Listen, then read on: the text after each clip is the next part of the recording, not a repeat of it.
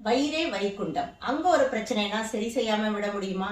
வயிற்று கோளாறுகள், அல்சர், அஜீரணம், வயிறு உபசம், நெஞ்செரிச்சல், நெஞ்சு கரிச்சல், இந்த 5 பிரச்சனைக்கு ஒரு தீர்வு இல்லைங்க, 3 தீர்வு சொல்றேன். வணக்கம், நான் டாக்டர் மீனா பிரியா. ஒரு நோயும் 3 தீர்வும் நிகழ்ச்சிக்காக. முதல் தீர்வு உணவு வழி மருத்துவம், டயட் தெரப்பி. இப்ப இருக்கக்கூடிய பரபரப்பான சூழல்ல காலையில எழுந்திரிச்சு ஏதோ ஒரு உணவு, அதாவது sandwich, chocolate drinks, oat smoothie, கடையில வாங்கின ஈரமாவுல இட்லி தோசைன்னு தினசரி சாப்பிட்றவங்க ஒரு பக்கம். இன்னொரு பக்கம் பாத்தீங்கன்னா, எனக்கு உணவு சாப்பிட்றதுக்கே நேரம் இல்லை அப்படின்னு போற குரூப் இன்னொருத்தவங்க. இவங்க எல்லாருக்கும் நான் ஒண்ணு சொல்றேன், இன்னைக்கு நமக்கு உடலுக்கு தேவையான மாதிரி உணவை எடுத்துக்கல அப்படின்னா லைஃப் பூராவும் அசிடிட்டி, ஆன்டாசிடோட தான் வாழணும். இரவு முழுக்க உணவில்லாம இருந்துட்டு காலையில எந்திரிச்ச உடனே பல் தேய்ச்சிட்டு தன் உடல் வாகுக்கு ஏத்த மாதிரி ஒரு மூலிகை குடிநீர் எடுத்துட்டு, இல்லைன்னா அவங்க உடலுக்கு ஏற்ற மாதிரி ஒரு உணவு எடுப்பது மிகவும் அவசியம். அந்த மாதிரி எடுக்கிறது மூலியமா நமக்கு என்ன கிடைக்கும்னா, பசி இல்லாம இருக்கலாம். 2வது, நம்ம வயிற்றுல ஏற்படக்கூடிய பல கோளாறுகளை நம்மளால தவிர்க்க முடியும். மாதுளை வளர்ந்த வீட்டில் வயிற்றில் களங்கம் இல்லை அப்படின்னு ஒரு பழமொழி உண்டு. அதுக்கேத்த மாதிரி டெய்லியும் ஒரு 1/4 மாதுளைய விதையோட மென்னு சாப்பிட்டு வர வயிற்றுல இருக்கக்கூடிய புண்ணெல்லாம் ஆறிட்டு வரும். மாதுளை தோலை கூட தண்ணியில போட்டுட்டு கொதிக்க வச்சு அது தேநீர் மாதிரி எடுத்துட்டு வந்தீங்கன்னா ப்ளோட்டிங் குறைஞ்சிட்டே வரும். அது மட்டும் இல்லாம இன்னும் சில உணவுகளை சொல்றேன். மணத்தக்காளி கீரைய மசியல் செஞ்சு சாப்பிடலாம். முருங்கைக்கீரை சூப்பா எடுத்துட்டு வர்றது ரொம்ப நல்லது. பிரண்டை துவையல், பிரண்டை சட்னி செஞ்சு வாரம் 2 முறை 3 முறை எடுத்துட்டு வரலாம். ஜவ்வரிசி பாயாசம் இல்லைன்னா கஞ்சி, இது 2ல எது ஏற்றதோ அதுக்கேத்த மாதிரி உங்களோட உணவுல அதுவும் சேர்த்துட்டு வரலாம். கற்றாழை ஜூஸ், சித்தர்கள் சொன்ன கருணை கிழங்கு மசியலா எடுத்துக்கலாம். அத்திப்பழம் சேர்த்து சாப்பிட்டுட்டு வரலாம்.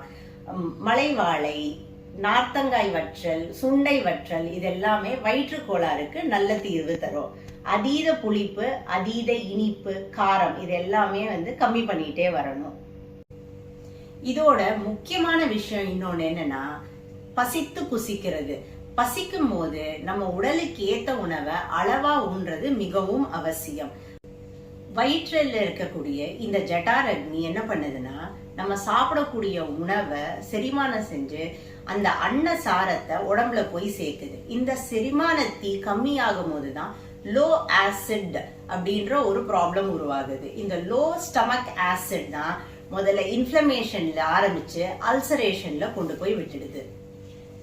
கடை சாப்பாட்டையே சாப்பிட்டுட்டு இருக்கவங்களுக்கு அமீபியாசிஸ், கொலைட்டிஸ்னு இன்னும் 2 பிரச்சனைகள் எக்ஸ்ட்ராவா சேர்ந்து வரும். இப்ப இது எல்லாத்துக்கும் தீர்வு தான் என்ன அப்படின்னா, நம்மளோட டயட், லைஃப் ஸ்டைல் பேட்டர்னை ஒழுங்கா அமைச்சுக்கிறது தான் ஒரே வழி. இப்ப நம்ம 2வது தீர்வு யோகா மற்றும் நேச்சுரோபதி தீர்வை பார்ப்போம்.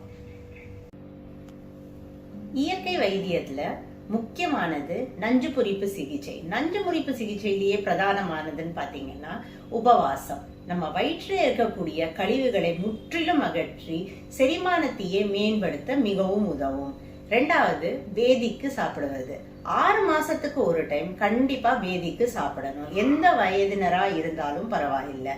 வேதிக்கு சாப்பிடுற பழக்கம் இல்லாதவர்கள் ஒரு 5 வேப்பிலை, 1 வெற்றிலை, 1 மிளகு மாசத்துல 3 டைம் வெறும் வயிற்றுல சாப்பிட்டுட்டு 1 டம்ளர் மோர் குடிக்கிறது மிகவும் நல்லது. அது வயிற்றுல இருக்கக்கூடிய கழிவுகளை அகற்ற உதவும். இப்ப யோக சிகிச்சை. வயிற்றுல இருக்கக்கூடிய கொழுப்பு, அதாவது விசரல் ஃபேட் அப்படின்றத கரைக்கிறதுக்கு, கோரை ஸ்ட்ரெங்தன் பண்றதுக்கும், சோலார் பிளெக்ஸஸ ஆக்டிவேட் பண்றதுக்கும் ஒரு யோகாவை உங்களுக்கு ஷேர் பண்றேன். ஒன்னு கட்டி சக்கராசனா, இன்னொன்னு மாலாசனா. இந்த 2 சிகிச்சை செய்யறது மூலியமா நம்மளோட வயிற்றுல இருக்கக்கூடிய செரிமானத்தை கொஞ்சம் மேம்படும். அதே மாதிரி வயிற்றுல இருக்கக்கூடிய கழிவுகளை அகற்ற உதவும். வயிற்று கோளாறுகளுக்கு முதல் தீர்வா டயட் தெரப்பியை பத்தி பார்த்தோம். 2வது தீர்வா யோகா மற்றும் நேச்சுரோபதி தீர்வா பார்த்தோம். இப்ப 3வதா மூலிகை மருத்துவத்துல என்ன சொல்றாங்க அப்படின்னு டாக்டர் பாலாஜியை கேட்கலாம். வணக்கம் நேயர்களே. இந்த வயிற்று கோளாறுகளுக்கு மூலிகை மருந்துகள் நல்ல தீர்வாகுதுன்றது நம்மளுடைய அனுபவம் மட்டும் இல்லைங்க, அறிவியல் ரீதியாகவும் நல்ல நிரூபணமான ஒரு விஷயம் அது. அது எப்படி அது மூலிகைகளுக்கு மட்டும் சாப்பிட்டா வயிறுல இருக்கிற பிரச்சனை சரியா போயிடுன்னு கேட்டீங்கன்னா சொல்றேன். இந்த பொதுவாகவே வந்து இந்த மூலிகைகளுக்கு நிறைய ஃபைட்டோ கெமிக்கல்ஸ், இந்த பிளான்ட்லயே இருக்கிற கெமிக்கல்ஸ் இருக்கு இல்லையா, அது அதிக அளவுல இருக்கும். ஸோ அதை நம்ம வந்து டைரக்டா வந்து சாப்பாட்டுல வந்து மூலிகையை சேர்த்துக்கும் போது நம்ம வயிற்றுக்குள்ள நடக்கிற சில விஷயங்கள், லைக் குறிப்பா வந்து இன்ஃப்ளமேஷன், அதுக்கப்புறமா வந்து ஹைப்பர் அசிடிட்டி, இதெல்லாம் வந்து படிப்படியாக டெவலப் ஆகுது இல்லையா. ஸோ இந்த இன்ஃப்ளமேஷன் ஏன் வருதுன்னா, இந்த நம்ம வாயிலிருந்து பெருங்குடல் வரைக்கும் இருக்கிற இந்த மியூக்கஸ் படலம், மியூக்கஸ் லைனிங் இருக்கு இல்லையா, அது கொஞ்சம் கொஞ்சமா வந்து அற்று போயிடும். ஸோ அது டேமேஜ் ஆகிறதுனால என்ன ஆகுதுன்னா வயிறு புண்ணு வருது, அதனால எரிச்சல் வருது, அப்புறம் ஆசிட், லோ ஆசிட் செக்ரீஷன் ஆகுதுன்னு இந்த மாதிரி ஸ்டேஜ் பை ஸ்டேஜ் வந்து இந்த பிரச்சனை வந்து டெவலப் ஆகுது.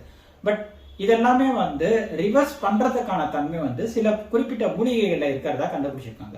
அதுல 3 மூலிகையை மட்டும் நான் உங்களுக்கு இப்போ ஸ்டேஜ் பை ஸ்டேஜ் எப்படி உங்களுக்கு ஹெல்ப் பண்றோமோ அதுக்கேற்ற மாதிரி சொல்றேன். ஃபர்ஸ்ட் ஸ்டேஜ் வந்து இந்த மியூக்கஸ் லைனிங்கை திருப்பி ரீஜெனரேட் பண்றதுக்கு ஹெல்ப் பண்ற மூலிகை ஒன்று சொல்றேன். அது பிரதானமா இருக்கிறது வந்து பெரண்டை. பெரண்டையை நம்ம ரெகுலரா வந்து சாப்பாட்டுல சேர்த்துக்கிற வழக்கம் உண்டு. பட் இருந்தாலும் அது எப்படி நமக்கு ஹெல்ப் பண்ணுதுன்றதை நான் உங்களுக்கு சயின்டிபிக்காவே ப்ரூவ் பண்ண விஷயத்த மட்டும் நான் உங்களுக்கு சொல்றேன்.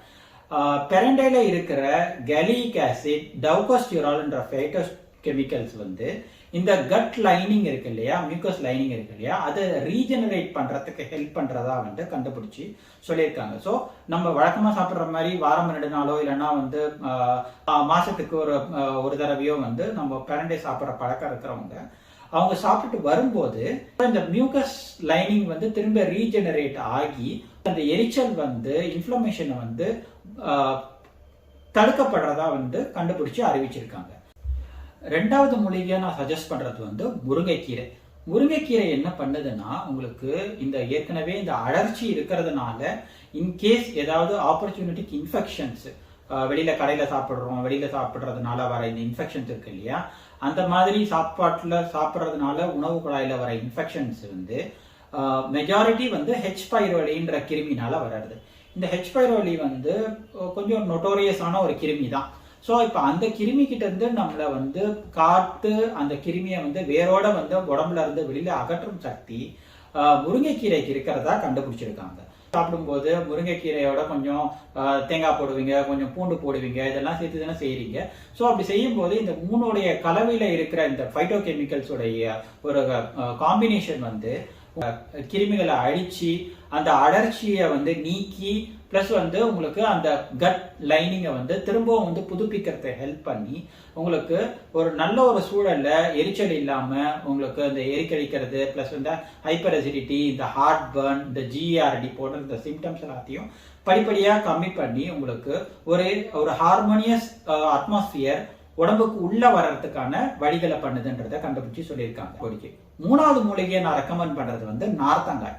நார்த்தங்காயோட எஃபெக்ட் என்னன்னா, உங்களுக்கு அதை வந்து ஊறுகாவோ இல்லைன்னா வந்து பொடி பண்ணி சாப்பாட்டுல போட்டு பிசைஞ்சு சாப்பிட்டீங்கனாலும் வந்து உங்களுக்கு வயிறுல சுரக்கும் அந்த அமிலங்கள், செரிமானத்தை தூண்டுற மாதிரி இருக்கிற அந்த அமிலங்கள் வந்து அதோடைய வீரியமும் அதோடைய தன்மையும் அதிகரிச்சு வர்ற மாதிரியும் இருக்கிறதையும் கண்டுபிடிச்சிருக்காங்க. ஸோ இந்த 3 எஃபெக்ட்ல வந்து உங்களுக்கு பெரண்டை வந்து அந்த மியூக்கோசல் லைனிங்கை வந்து திரும்பவும் வந்து ரீஜெனரேட் பண்றதுக்கு ஹெல்ப் பண்ணுது. அதுல ஏதாவது இன்ஃபெக்ஷன்ஸ் இருந்தா அந்த இன்ஃபெக்ஷன்ஸை களையறதுக்கு வந்து முருங்கைக்கீரை ஹெல்ப் பண்ணுது. பிளஸ் இது ரெண்டுமே சரியானதுக்கு அப்புறமா உங்களுடைய உடம்புல சுரக்கிற அந்த ஆசிட்ஸை வந்து திருப்பியும் என்ஹான்ஸ் பண்ணி ஊக்குவிக்கிறதுக்கு வந்து நார்த்தங்காய் ஹெல்ப் பண்ணுது. ஸோ இது வந்து 3மே வந்து மூலிகையா வந்து நீங்க உட்கொண்ட எடுத்துக்கிறதுக்கு உங்களுக்கு நல்ல வழியில ஹெல்ப் பண்ணி உங்களுக்கு இந்த வயிற்று பிரச்சனைகள்ல இருந்து விடுபடுறதுக்கு உறுதுணையா இருக்கும். இந்த வயிற்று பிரச்சனை தீர்க்கிற 3 மூலிகையை பார்த்தோம். இப்போ 3 மூலிகை மருந்துகளை சொல்றேன். இது எல்லாமே சித்த மருத்துவம் தான். Time tested, scientifically proved, no side effects எல்லாமே இருக்கு. எல்லாமே பக்காவா இருக்கு. எல்லாமே வந்து ஓடிசி ப்ராடக்ட்ஸ் தான். நீங்க கவுண்டர்ல போய் நீங்களே வாங்கிக்கலாம். பட் இருந்தாலும் ஒரு சித்த மருத்துவருடைய மேற்பார்வையில சாப்பிடுறது கொஞ்சம் நல்லது. சரிங்களா? இதுல 3 மருந்துகளை மட்டும் நான் வந்து குறிப்பா சொல்றேன். ஃபர்ஸ்ட் வந்து மாதுளை மணப்பாகு, 2வது வந்து பஞ்சதீபாகினி சூரணம், இந்த டேப்லெட்டாகவும் கிடைக்குது, சூரணமாகவும் கிடைக்குது. 3வது வந்து ஏலாதி சூரணம். ஸோ இது 3மே வந்து எல்லா நாட்டு மருந்து கடைகள்லையும் கிடைக்கும், இல்லை சித்த ஃபார்மசிஸ்ல கிடைக்கும், இல்லைன்னா வந்து ஆன்லைன்லயும் இப்பெல்லாம் எல்லாத்துலயும் கிடைக்குது. அது சாப்பிடலாம். ஸோ இது வந்து உங்களுக்கு படிப்படியா வந்து இந்த நான் சொன்ன இப்போ இந்த 5 பிரச்சனைகள் இருக்கு இல்லையா, முதல்ல கேஸ்ட்ரைட்டிஸ், அதுக்கப்புறமா வந்து வயிறு உப்புசம், அதுக்கப்புறம் ஹைப்பர் அசிடிட்டி, GERD, அல்சர், இந்த 5 பிரச்சனைக்குமே வந்து இந்த 3 மருந்துமே வந்து நல்ல ஒரு தீர்வை தரும்ன்றது அனுபவ ரீதியா வந்து உணர்த்தப்பட்ட ஒரு விஷயம்.